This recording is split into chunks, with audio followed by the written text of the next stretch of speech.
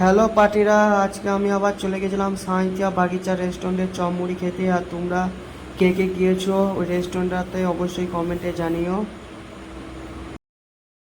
গড়েছি ঠিকানা আকাশের নিচে, প্রতিদিন বৃষ্টি হবে শহরে, ভিজবো একসাথে হাত ধরে উঠানে, দুজনে শুধু ভাসবো ভালোবাসাতে, চাইলে ডেকে নেব রংধনুটাকে।